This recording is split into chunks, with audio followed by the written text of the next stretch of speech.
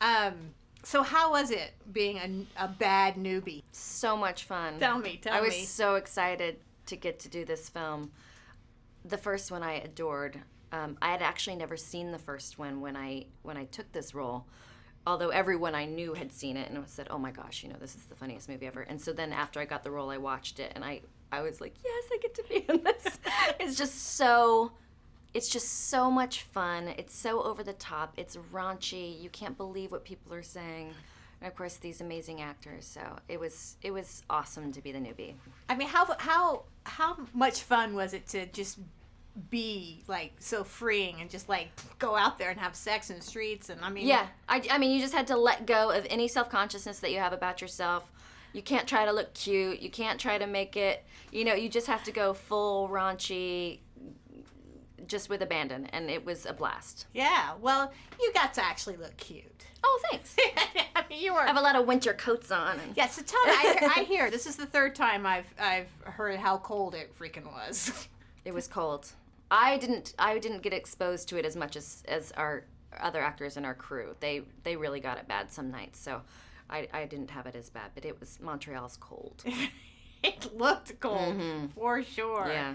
And then of course Billy. He's just, did you have like some rehearsal time, or did you like play off of each other? And before you have to do? We didn't really have rehearsal time. But he was always coming up with ideas on set and changing things up, and I was, he's Bad Santa. So I just sort of went along for the ride, and I was willing to try anything and do anything, and so that's how we did it. But don't you feel like this, though, it felt like it was even more redemptive for Willie, right? I feel like there was a lot more humanity to him in this one than there was in the first one. I think so. I mean, obviously the relationship with the now grown up Brett ends up being quite tender, more than you would think as you start watching the film. There's a really nice relationship there. Yeah. It's twisted weird way. In a twisted weird way. But when he's, my favorite part is when he's standing there watching him sing. I mean, that was like... When they shot that scene, all anyone could talk about was how beautiful he did the singing up there, and he was just so earnest and open-hearted that it sort of everyone got a tear in their eye.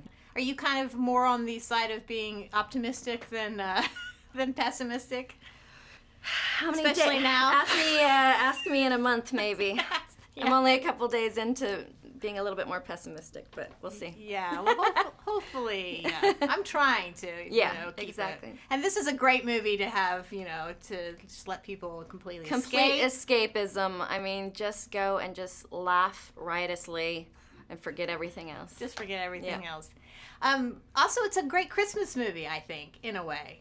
Do you have like a favorite Christmas memory or a tradition that your family had that you?